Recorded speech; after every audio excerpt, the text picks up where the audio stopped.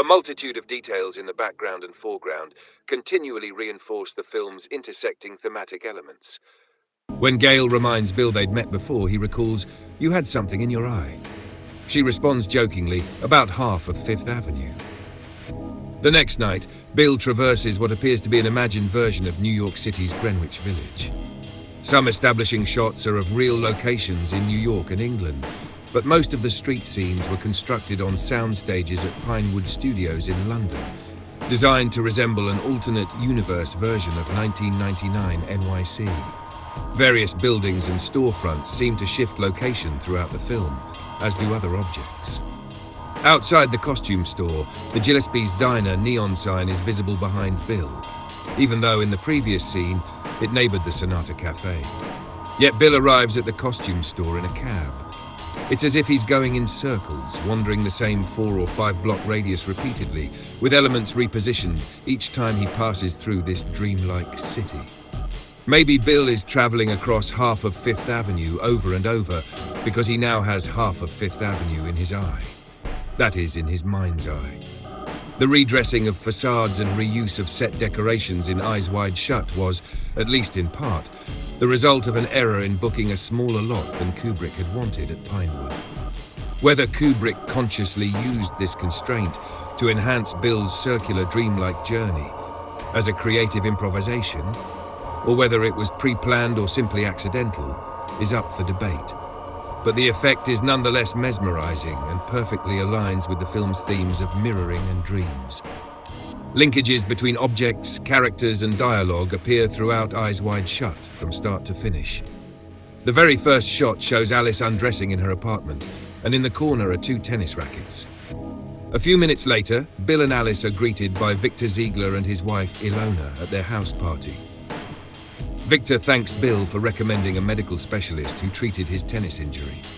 "That osteopath you sent me to, the guy that worked on my arm, you ought to see my serve now." On Ziegler's bathroom wall, above a naked Mandy lying down, is a painting of a naked woman in a similar position, almost like a visual mirror. The woman in the painting appears to be pregnant, evoking themes of sex, fertility, and even pagan associations with Christmas. Later, when Domino approaches Bill selling sex, an XXX video store selling porn is visible behind her. The interior sphere lamps of the Sonata Café reappear in Sharky's Café, but in reverse. Bill goes downstairs to enter the Sonata, where the lamps are low on the tables and face upward. At Sharky's, he goes upstairs, where the lamps hang from the ceiling and face downward. Callouts to Kubrick's life and career often appear as signs on buildings. One reads Bowman, referencing Dave Bowman, the protagonist of 2001, A Space Odyssey. Another says Vitali, a nod to Leon Vitali, Kubrick's longtime assistant and the actor who played Red Cloak. Yet another reads Café d'Emilio, referring to Emilio D'Alessandro, Kubrick's chauffeur. And when Bill enters the hospital through glass doors, the address on the building across the street is 238.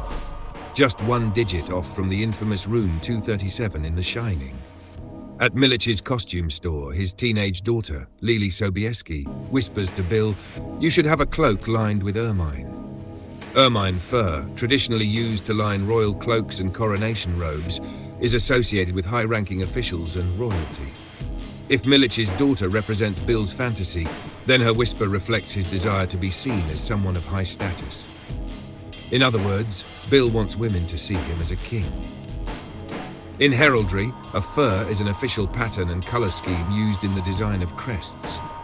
The ermine's actual fur changes seasonally, turning white with black-tipped tails in winter, so the heraldic version features a white background with stylized black shapes, symbolizing the animal's winter coat. Domino, the prostitute, wears a faux fur coat of white with black stripes. Fittingly, domino tiles themselves are black and white. Ironically, for such a colorful film, Eyes Wide Shut is full of black and white imagery and symbolism. The film opens and closes with minimalist black and white title cards, Eyes Wide Shut in white text on a black background, and the end in the same style, bookending the richly colored story in between. In their bedroom, Bill tells Alice, "I don't think it's quite that black and white," while he wears only black underwear and she wears only white. On his night walk, Bill passes the Pink Pussycat Boutique, where the window display features two headless mannequins, a male in black underwear and a female in white. His fantasies of Alice with the naval officer are shown in black and white. Nick Nightingale plays a piano with black and white keys. He wears a white suit jacket. Bill wears a black one.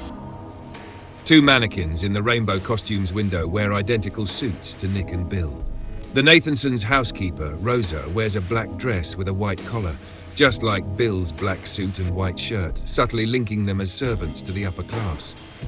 Throughout most of the film, Bill is dressed in black.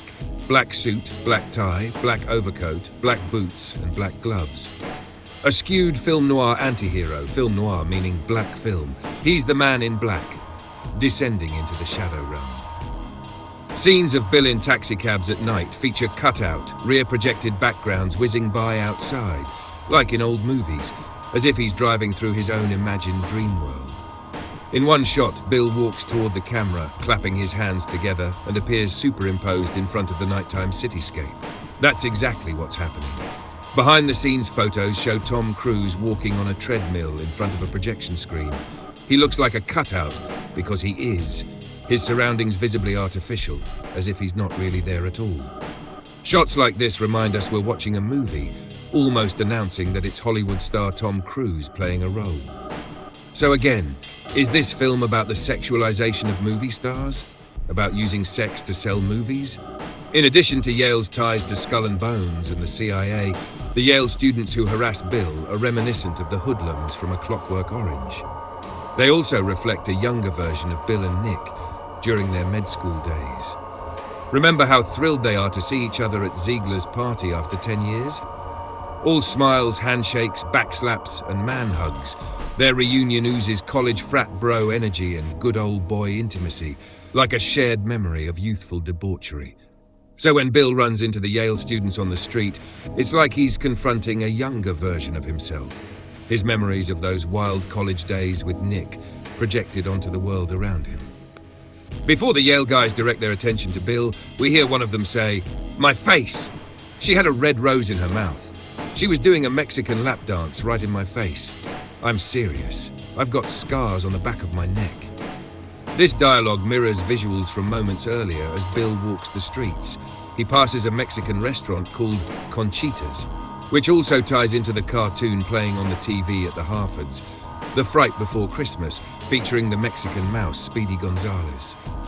Then one of the students notices Bill and says, Hey, what team's this switch hitter playing for? Looks like the pink team. Faggot. Just before this, Bill had passed the Pink Pussycat Boutique, as well as a flower shop called Nipped in the Bud, which has a rose logo on its door and twin red rose neon signs in each front window. Eyes Wide Shut includes numerous flower-related motifs. Savost wears a 5-petaled dark blue flower pin on his lapel, and Sally's skirt features a similar 5-petaled flower pattern. The wallpaper in Nathanson's bedroom and the curtains in the Harford's bedroom both display a fleur-de-lis design, meaning flower of the lily. Red flowers appear in vases and potted plants in the Harford's apartment and Nathanson's building, including a painting of red flowers and roses painted onto the Harford's headboard. The rose, a traditional yonic symbol, ties into Bill's repeated failed sexual encounters, each one nipped in the bud. The Latin root of the name Marian means rose petal.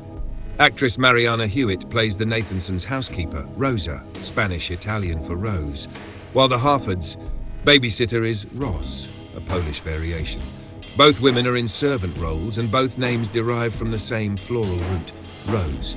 Inside the flower shop, we see bouquets of red flowers, Christmas lights, and a Santa Claus statuette gazing out at Bill. Outside, a man dressed entirely in black, like Bill, kisses a woman in a plush white coat and red pants, classic Christmas colors.